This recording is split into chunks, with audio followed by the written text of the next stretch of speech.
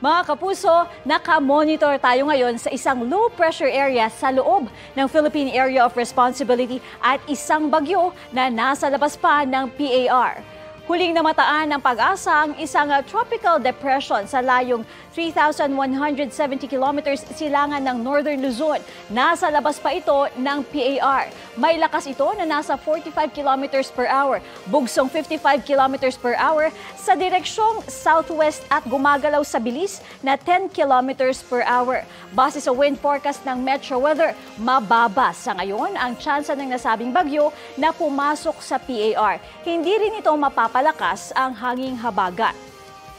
Ang binabantayan namang low-pressure area, nasa 570 kilometers ang layo, silangan ng Apari, Cagayan. Sa mga susunod na araw, posible pang lumakas at maging isang bagyo ang nasabing LPA. Kung sakali, tatawagin iyan sa local name na Guri.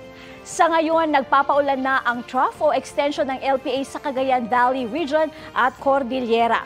Patuloy namang umiiral ang hanging habagat sa Southern Luzon, Visayas at Mindanao, habang posible pa rin ang mga local thunderstorm sa natitirang bahagi ng bansa. Sa mga susunod na oras, asahan na ang pag-uulan sa halos buong bansa. Base nga yan sa rainfall forecast ng Metro Weather. Posible ang heavy to intense rain sa ilang lugar, kaya dapat maging alerto mula sa banta ng baha o landslide. Asahan din muli ang ulan ngayong araw dito sa Metro Manila.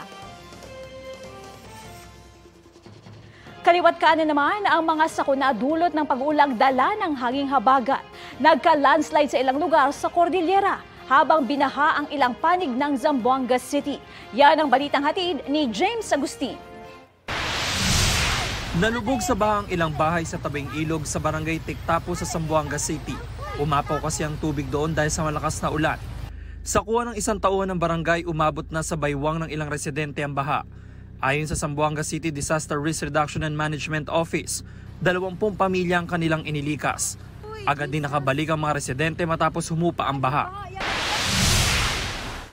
Dahil din sa malakas na ulan, nagka-landslide sa bahagi ng Mountain Province Nueva Vizcaya Road. Isang lane lang nadaraanan dahil nakahambalang sa kalsada ang gumuhong lupa at bato. Ganyan din ang sitwasyon sa bahagi ng junction, Talubin, Barlig, Natonin, Paracelis, Calacad Road. Patuloy ang clearing operations ng DPWH sa dalawang kalsada. Ayon sa Pag-asa, ang malalakas na ulan na naranasan sa mga probinsya ay dulot ng hanging habagat. James Agustin, nagbabalita para sa GMA Integrated News.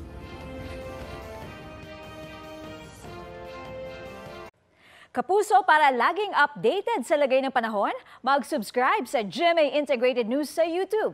Para sa mga kapuso abroad, bisitahin ang GMA Pinoy TV at www.gmanews.tv.